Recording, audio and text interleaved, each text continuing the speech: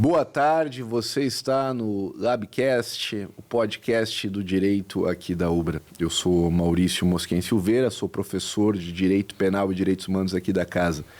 E hoje eu tenho acompanhando comigo no nosso bate-papo de hoje, em primeiro lugar, o nosso estudante, o acadêmico Diego Espíndola. Boa tarde, Diego. Boa tarde, eu sou o Diego Espíndola, estudante de Direito da UBRA aqui em Canoas. E estou aqui hoje acompanhando o meu professor que me fez esse gentil convite e poder agregar aí na conversa, né? Muito obrigado. O Diego já foi meu aluno em 2 cadeiras, Direitos Humanos e Direito Penal. E nós temos o prazer hoje de trazer para o nosso debate ele que é professor e doutor em Direito, é uma autoridade no tema e eu tenho a honra de dizer que é um dos professores da minha vida, pelo menos por 21 anos. Eu estou falando do professor doutor Dani Rudnick. Professor Dani Rudnick, muito boa tarde. Boa tarde, Maurício. Começando as apresentações feitas, vamos falar sobre a proposta do tema que a gente queria falar aqui, que é a seletividade penal.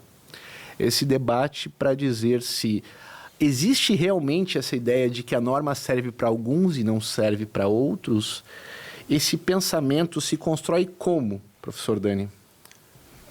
Não é possível dizer que a norma é para todos.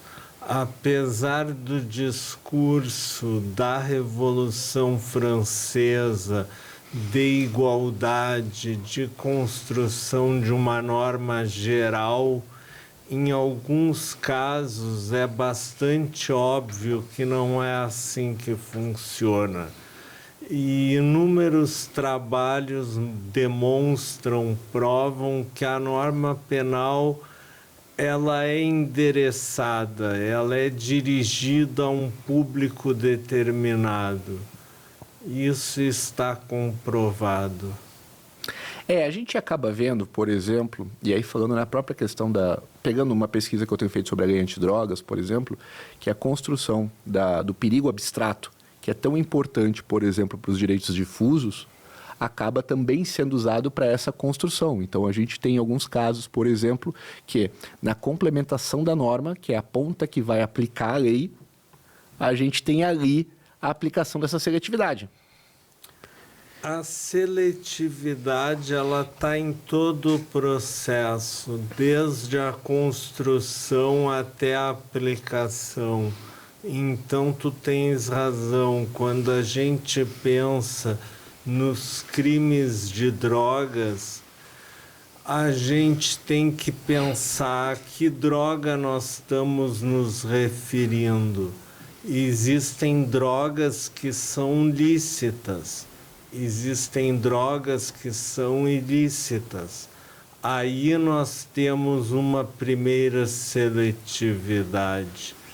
Nós também temos drogas que são reconhecidas como, digamos assim, piores e drogas menos lesivas.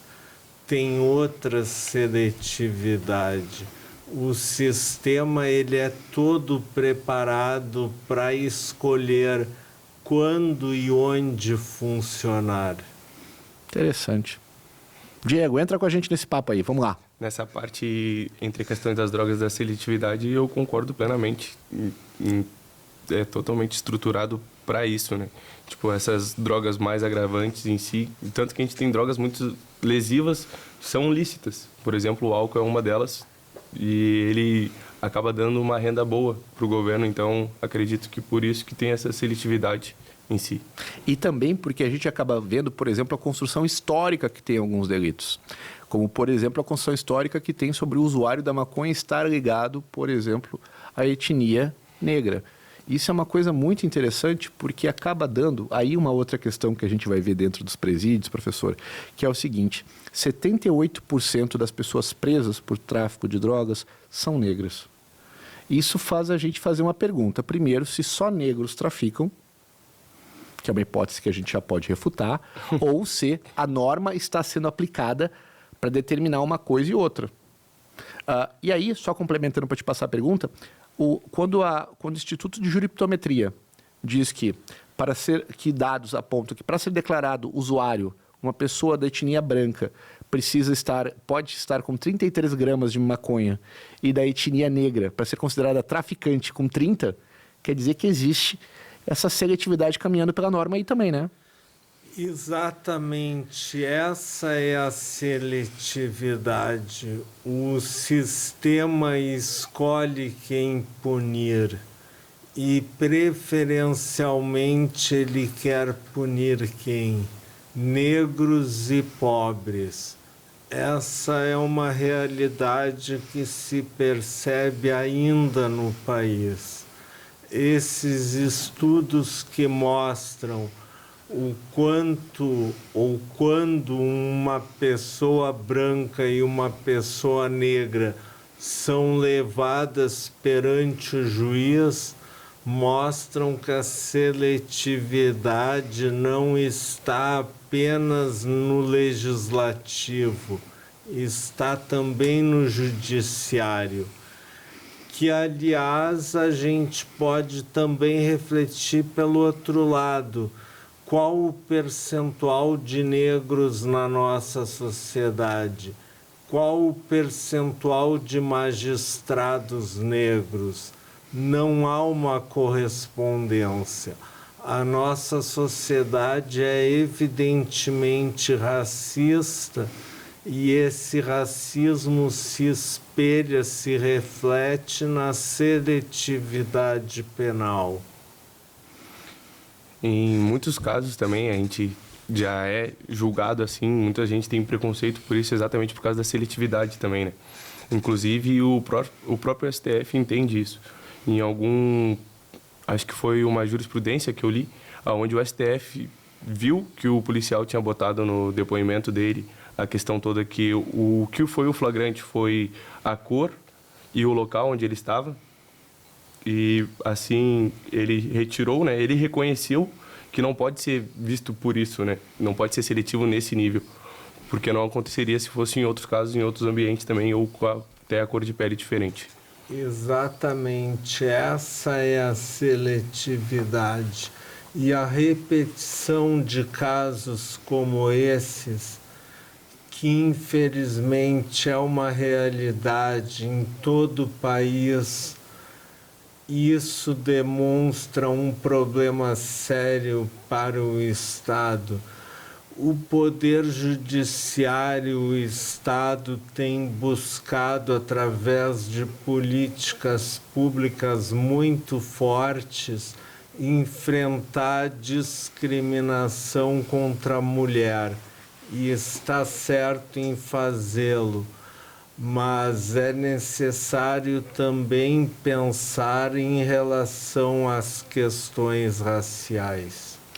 Mas aí, quando a gente está falando da seletividade, por exemplo, da questão da mulher e da questão racial, a gente também está falando um pouco, professor, da questão do hábitos, porque nós vamos ter que mudar essa cultura dos magistrados, a cultura também dos aplicadores da norma.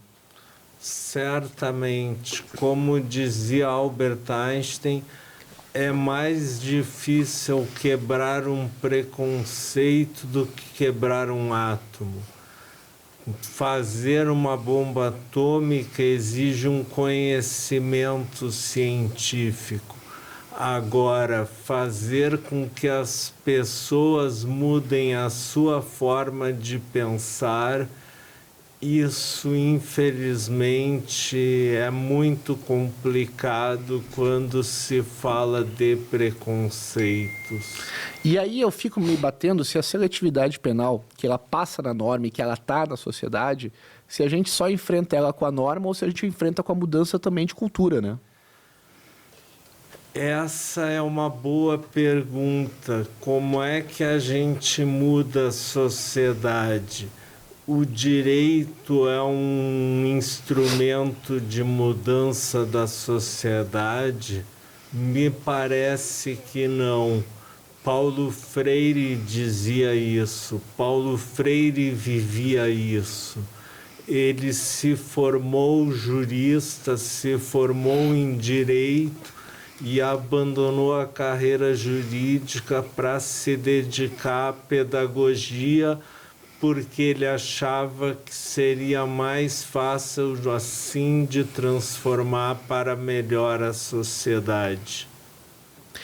Bom, o debate está ótimo, mas nós temos que encerrar por aqui. Nós vamos ter mais um episódio que a gente vai continuar esse debate, mas por enquanto já quero agradecer, Diego, boas perguntas. Professor Dani, como sempre, uma honra. E muito obrigado à sua presença que está compartilhando com a gente esse debate. Até a próxima.